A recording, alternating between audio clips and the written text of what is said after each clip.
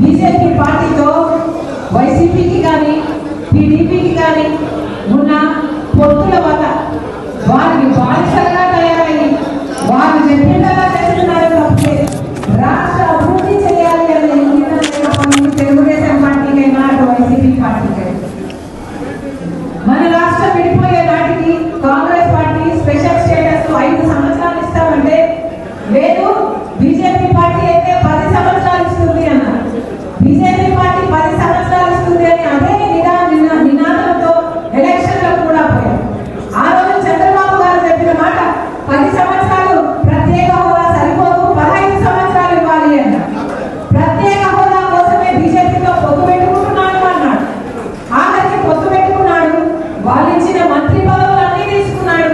కానీ ప్రత్యేక హోదా తెచ్చాడా అంటే పొత్తు పెట్టుకొని ప్రత్యేక హోదా తెలియదు కానీ మంత్రి పదవులు అనుభవించారు. బీజేపీతో దోస్తీ కొనసాగించారు, బీజేపీకి బానిసలుగా పనిచేశారు. ఆఖరికి ప్రత్యేక హోదా గురించి ఎవరైనా మాట్లాడితే వాళ్ళ మీద కేసులు పెట్టాడు చంద్రబాబు గారు, వాళ్ళని జైల్లో కూడా పెట్టాడు చంద్రబాబు. అది ఆ పాత 5 సంవత్సరాలు. ఆ రోజుల్లో జగనన్న గారు ప్రతిపక్ష నాయకుడిగా ఉన్నారు. ఆ రోజుల్లో ప్రతిపక్ష నాయకుడిగా జగనన్న గారు ప్రతిరోజు మాట్లాడారు ప్రత్యేక హోదా గురించి, ప్రతిరోజు తీశారు ప్రత్యేక హోదా గురించి, నిరాహార దీక్షలు కూడా చేశారు జగనన్న గారు ప్రత్యేక హోదా గురించి. ఇంకొక మాట కూడా అన్నారు, మూకుమ్మడిగా అందరూ ఎంపీలు రాజీనామా చేద్దాం, ఎంపీలందరూ రాజీనామా చేస్తే ప్రత్యేక హోదా ఎందుకు రాదో చూద్దాము అని టీడీపీ పార్టీకి సవాలు చేసిన మహానాయకుడు మహా ప్రతిపక్ష నాయకుడు జగనన్న గారు. మరి ఏమైంది? జగనన్న గారు ముఖ్యమంత్రి అయినాక ఏమైంది? జగనన్న గారు ముఖ్యమంత్రి అయినాక ప్రత్యేక హోదా కోసం ఒక్క నిజమైన ఉద్యమమైనా చేశారా? ప్రతిపక్ష నాయకుడిగా ప్రతిరోజు ప్రత్యేక హోదా గురించి మాట్లాడిన వారు, ప్రతిపక్ష నాయకుడిగా ప్రత్యేక హోదా వస్తే మనకు ట్యాక్స్ బెనిఫిట్స్ వస్తాయి, మనకు ఇన్సెంటివ్స్ వస్తాయి, రాయితీలు వస్తాయి, పరిశ్రమలు పెద్ద పెద్ద పరిశ్రమలు వస్తాయి, పరిశ్రమలు వస్తే మంచి ఉద్యోగాలు వస్తాయి, ఇన్ని అవసరాలు తీరుతాయి, మన రాష్ట్రం బాగుపడుతుంది అని ప్రత్యేక హోదా కోసం కొట్లాడిన వాళ్ళు అధికారులాగానే ప్రత్యేక హోదాను పూర్తిగా పక్కన పెట్టేశారు. బీజేపీతో దోస్తీని కొనసాగించారు, స్వలాభం కోసం రాష్ట్ర ప్రజలను ప్రత్యేక హోదాను తాకట్టు పెట్టారు. పోలవరం ప్రాజెక్టు కోసం ఈ ఇద్దరు నాయకుల్లో ఎవరైనా ఏదైనా చేశాడా అంటే పోలవరం ప్రాజెక్టు రాజశేఖర రెడ్డి గారి డ్రీమ్ ప్రాజెక్ట్. పోలవరం ప్రాజెక్టు 20 లక్షల ఎకరాలకు నీళ్ళు ఇచ్చే ప్రాజెక్ట్. పోలవరం ప్రాజెక్టు పూర్తి చేసుకుంటే మనకు ఏ వచ్చినా ఏది రాకపోయినా వ్యవసాయం నీళ్ళే బతికేది. పోలవరం ప్రాజెక్టు కోసం చంద్రబాబు గారు ఏమైనా చేశారా అంటే బీజేపీతో దోస్తీ సాగించాడు కానీ చంద్రబాబు గారు పోలవరం ప్రాజెక్టు గురించి మాట్లాడలేదు, పోలవరం ప్రాజెక్టు తెచ్చుకోవాలన్న సోయలేదు, పోలవరం ప్రాజెక్టు గురించి ఆలోచనే చేయలేదు చంద్రబాబు గారు 5 సంవత్సరాలు. పోనీ జగనన్న గారు ముఖ్యమంత్రిగా 5 సంవత్సరాలు అయింది, పోలవరం ప్రాజెక్టు ఆయనగా తెచ్చుకున్నాడా? 90% నిధులు ఇవ్వాలి మనకు పోలవరం ప్రాజెక్టు కేంద్ర ప్రభుత్వం, ఎందుకంటే ఆ రోజు జాతీయ హోదా ఇస్తామన్నారు. మరి పోలవరం ప్రాజెక్టు అయినా తెచ్చుకోవడానికి మీ దోస్తీ పనికొచ్చిందా అంటే దానికి కూడా పనికి రాలేదు జగనన్న బీజేపీ దోస్తీ. మరి దేనికి పనికి వచ్చినట్టు? బీజేపీ మనకు ఏం సాధించిందని, ఏమి ఇచ్చిందని బీజేపీతో దోస్తీ చేస్తున్నారు? పోనీ బీజేపీ పార్టీ మనకు రాజధాని ఇచ్చిందా? మనకు బ్రహ్మాండమైన రాజధాని అయినా ఉంటే, హైదరాబాద్ లో కల్పించే రాజధాని అయినా ఉంటే సరే, లేకపోతే అదైనా ఇచ్చింది అనుకోవచ్చు. చంద్రబాబు గారేమో అమరావతి రాజధాని అన్నారు, ఆయనేమో సింగపూర్ చేస్తానని 3D గ్రాఫిక్స్ సినిమా చూపించారు చంద్రబాబు గారు. జగనన్న గారేమో 3 రాజధానులని మొత్తం గందరగోళం చేశారు. 3 రాజధాని కాదు కదా, ఇప్పుడు ఒకటన్నా మనకు రాజధాని ఉందా? పోయి 3 ఉన్నాయా? ఏది అంటే ఏది లేకుండా మనం ఏం సాధించుకున్నట్టు? ఇప్పుడు చంద్రబాబు గారైనా వైసీపీ జగనన్న గారైనా బీజేపీకి బానిసలుగా మారారు. లేకపోతే బీజేపీతో దోస్తీ కోసం మన రాష్ట్ర ఇంట్రెస్ట్ అన్నింటినీ మొత్తాన్ని ఎందుకు పనంగా పెట్టారు అని అడుగుతున్నారు. బీజేపీ మనకు ప్రత్యేక హోదా ఇచ్చింటే సరే, మీరు బీజేపీతో దోస్తీ కొనసాగించారు. లేదా బీజేపీ పార్టీ మనకు పోలవరం ప్రాజెక్టు ఇచ్చుంటే మీరు బీజేపీకి బానిసలుగా ఉండండి. లేదా మనకు బీజేపీ పార్టీ రాజధాని ఇచ్చుంటే సరే, మీరు బీజేపీతో ఆనందంగా డాన్స్ వేసుకోండి. లేదా బీజేపీ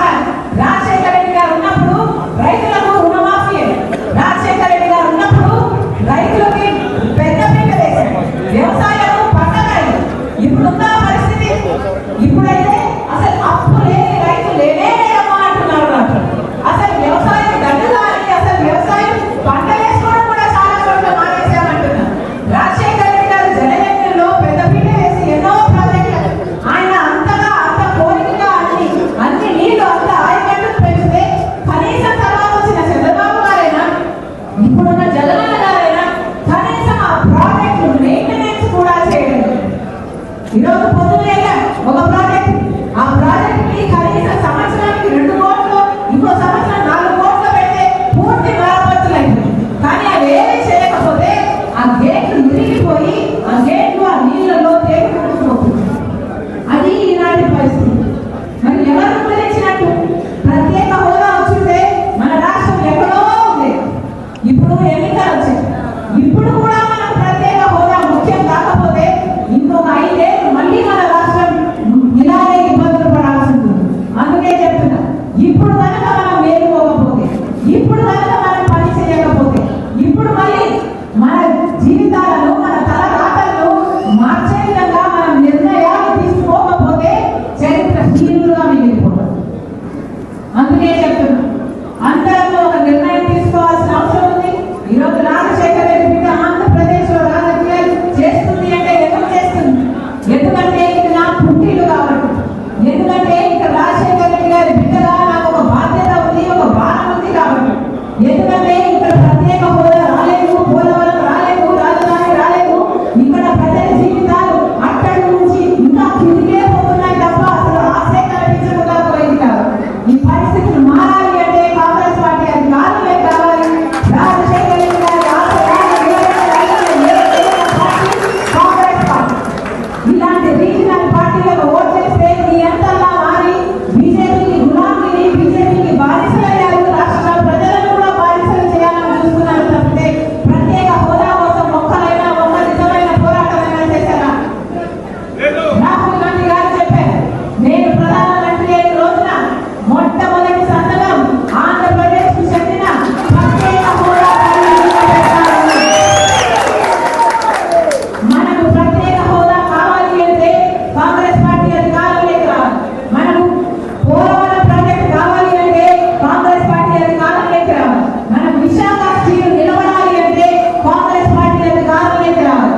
మనకు ఏమి జరగాలన్నా, మనకు రాజధాని కావాలన్నా, మన బిడ్డలకు ఉద్యోగాలు కావాలన్నా, మన వ్యవసాయం, మన రైతులు మళ్ళీ బ్రతకాలన్నా, మనకు ప్రత్యేక హోదా కావాలన్నా, ఇవన్నీ జరగాలంటే కాంగ్రెస్ పార్టీ అధికారంలోకి రావాలి. బీజేపీకి ఊడిగలు చేసిన ఈ వైసీపీ పార్టీ అయినా, టీడీపీ పార్టీ అయినా ఈ రెండు గెలవడానికి వీల్లేదు. మళ్ళీ చెప్తున్నా, రాష్ట్ర ప్రజలకు ప్రతి కాంగ్రెస్ నాయకుడు కార్యకర్త హెచ్చరించాల్సిన విషయం ఏంటంటే, టీడీపీకి ఓటేసినా బీజేపీకి ఓటేసినట్టు, వైసీపీకి ఓటేసినా బీజేపీకి ఓటేసినట్టే, జనసేన ఓటేసినా బీజేపీకి ఓటేసినట్టు. మిగతా దేశం మొత్తంలో బీజేపీ ఏమో కానీ మన రాష్ట్రంలో మాత్రం బీజేపీ వచ్చేది ఉంది. కానీ జగనన్న గారు వీలే లేకుండా కేవలం 600 కోట్ల రూపాయలు మొత్తం అదానికి శాశ్వతంగా రాసిచ్చేశారు అంటే ఇది న్యాయం కాదా? రాజశేఖర రెడ్డి గారు ఉద్దేశించిన సంక్షేమ పాలన ఇది. ముమ్మాటి ఇక గంగవరం పోర్టు అలా తయారైతే ఇక్కడ కృష్ణపట్నం పోర్టుకు సంబంధించిన కార్మికులు ఎంతో మంది ఉన్నారు. ఈ పోర్టును కూడా మొత్తం అదానికి కట్టబెట్టారు. వాళ్ళేమో ఇక్కడ నుంచి కంటైనర్ టెర్మినల్ మొత్తము తొలగిస్తారట.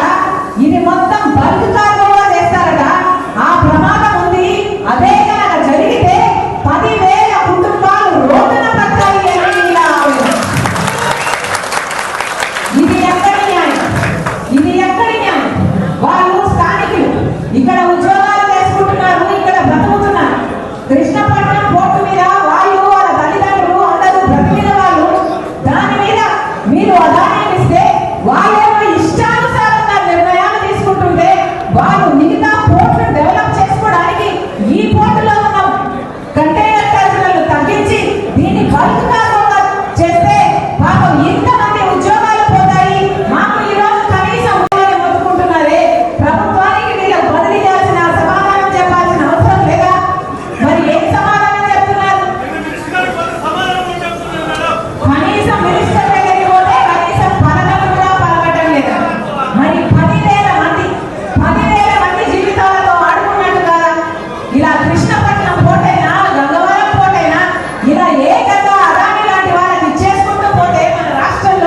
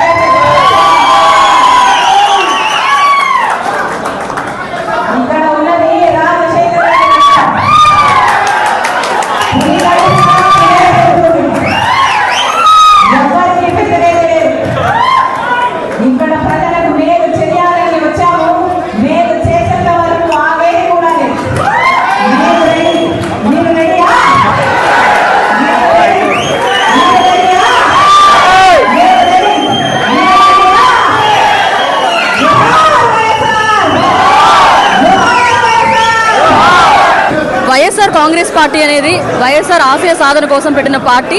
కాంగ్రెస్ పార్టీ మాత్రం వెన్నుపోటు పొడవడానికి మేడం ఇక్కడ తీసుకొచ్చారు అని చెప్పి అంటున్నారు. దాని మీద మీరేం చెప్తారు? అసలైన కాంగ్రెస్ పార్టీ హస్తం గుర్తు పార్టీ. వైసీపీ నకిలీ కాంగ్రెస్ పార్టీ.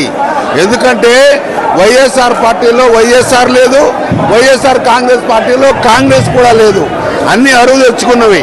వాళ్ళ పథకాలు చూసినట్లయితే ఏవైతే కాంగ్రెస్ పథకాలు, ఉదాహరణకి స్కాలర్షిప్స్, దళితులకు ఎంత చదువులు చదివినా కూడా స్కాలర్షిప్ ఇస్తామని కాంగ్రెస్ చెప్తే ఓన్లీ ఒక విద్యార్థికే ఇస్తామని అమ్మఒడి, పీజీ చేసే వాళ్ళకి యూనివర్సిటీలో లేక బయట చదువుకుంటే స్కాలర్షిప్ లేదు అని చెప్పేటువంటి ఇది ద్రోహం కాదా? దళితులకు ఇచ్చిన భూములన్నిటినీ కూడా కబ్జా చేసి వైసీపీ నాయకులు ఆక్రమించుకుంటున్నారు. దానికి సంబంధించినటువంటి జీవో కూడా ఇష్యూ చేశారు. ఇందిరమ్మ ఈ భూములు అమ్మకూడదంటే వీరు అమ్ముకోవచ్చు అని చెప్పి ఒక జీవో తెచ్చి తక్కువ ఖర్చులకు డబ్బుకు దళితుల నుండి భూమిని కాజేసి దాన్ని ఎక్కువ ధరలకు అమ్ముకునేటువంటి వ్యాపారస్తులు వైసీపీ వాళ్ళు. ఇదే కాకుండా మాకున్నటువంటి అనేకమైనటువంటి దళితులకు ఇచ్చిన భూములు లాగేసుకున్నారు. మరి పోలవరం పూర్తి చేయలేదు. పోలవరం ఎందుకు పూర్తి చేయలేదు?